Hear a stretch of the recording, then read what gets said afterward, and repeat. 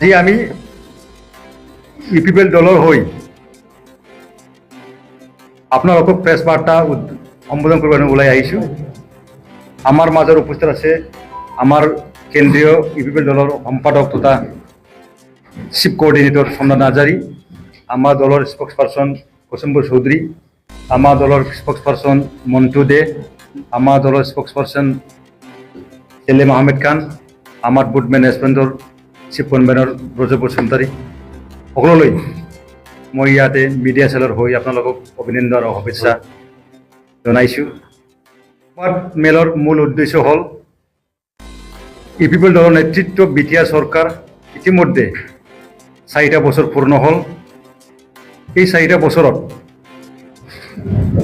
ৰাইজৰ কল্যাণকামী কাম কৰিবৰ আমি যথেষ্ট সক্ষম হৈছোঁ আৰু অনাগত সময়তো ৰাইজৰ কল্যাণকামী কাম কৰিবৰ কাৰণে আমি ইপিপিএল দল তথা বিটিআৰ চৰকাৰে সাজু আছোঁ।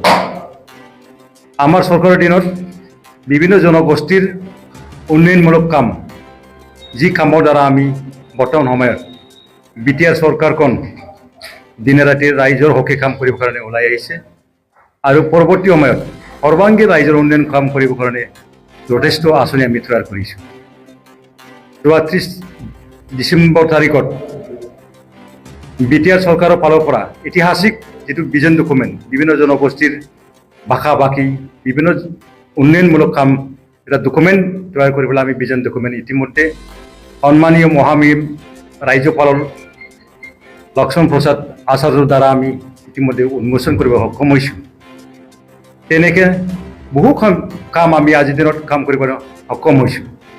ইয়াৰ বাদেও আজিৰ দিনলৈ বিটিআৰ চুক্তি 2020 চনত স্বাক্ষৰিত হোৱা বিটিআৰ চুক্তি অহা 27 জানুৱাৰীত 5ম বৰ্ষপূৰ্তি আমি পালন কৰিব গৈ আছোঁ। এই বিটিআৰ একো দিনাখন আমি যথেষ্ট আৰু ৰাইজৰ হকে কাম কৰিবৰ আমি বিভিন্ন ধৰণৰ আমি আঁচনি ৰূপায়ণ কৰিবৰ কাৰণে হাতত লৈছোঁ। পৰৱৰ্তী সময়ত আমাৰ ইপিপিএল দলৰ নেতৃত্ব আৰু বিটিআৰ চৰকাৰৰ নেতৃত্বত এই বিটিআৰ অঞ্চলখন উন্নয়নমুখী কাম কৰিবৰ কাৰণে যথেষ্ট কাম কৰিবৰ সুবিধা পাম আৰু ৰাইজৰ এই চেগত ৰাইজলৈ ইপিপিএল দল আৰু বিটিআৰ চৰকাৰ হৈ আমি ৰাইজক শুভেচ্ছা আৰু ধন্যবাদ জ্ঞাপন কৰিছোঁ। এই সংক্ৰান্তত আমাৰ দলৰ মুখপাত্ৰ কুসুম্বৰ চৌধুৰীক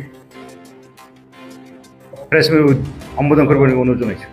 জনগোষ্ঠীক ইয়াত বসবাস কৰা 23টা জনগোষ্ঠীক আমি ধন্যবাদ জ্ঞাপন কৰিছোঁ আৰু ঠিক অকল ধন্যবাদ জ্ঞাপন কৰাই নহয়, তেওঁলোকৰ আপোনালোকৰ যোগেদি তেওঁলোকক এইটো কথাও পুনৰবাৰ দোহাৰিছোঁ যে যোৱা 30 ডিচেম্বৰ তাৰিখে আগত আমাৰ চৰকাৰখনে যি ধৰণে প্ৰতিজ্ঞা কৰিছিল যে আমি প্ৰত্যেকটো জনগোষ্ঠীক সম পৰ্যায়ৰ সুবিধা সা সুবিধা সম অধিকাৰ প্ৰদান কৰিম, সেই সম অধিকাৰ প্ৰদান কৰাৰ ক্ষেত্ৰত এক ভাৰতৰ ভিতৰতে ঐতিহাসিক পদক্ষেপ লোৱা হৈছিলে। সেয়া হৈছে ভিজন ডকুমেণ্ট আৰু সেই ভিজন ডকুমেণ্টৰ জৰিয়তে অনাগত দিনবোৰত প্ৰত্যেকটো জাতি জনগোষ্ঠীকে ভাষা সংস্কৃতি অৰ্থনীতিৰ ক্ষেত্ৰত কিদৰে আমি আগুৱাই লৈ যাম সেই ক্ষেত্ৰত একোটা বৃহৎ পদক্ষেপ লোৱা হৈছে আৰু সেই হিচাপে তেওঁলোকক আগুৱাই লৈ যোৱাৰ ক্ষেত্ৰত কাম কৰা হ'ব। চ' সেইটো ক্ষেত্ৰতো তেওঁলোকক আমি অনুৰোধ জনাওঁ যে প্ৰত্যেকটো জাতি জনগোষ্ঠীয়ে আগুৱাই আহক, এইখিনি সুবিধা তেওঁলোকে গ্ৰহণ কৰক আৰু চৰকাৰখনক বা এই বিটিআৰ অঞ্চলক ভাৰতৰ ভিতৰতে এটা জাকত জিলিকা অঞ্চল হিচাপে পৰিগণিত কৰাত আমাক সহায় কৰক।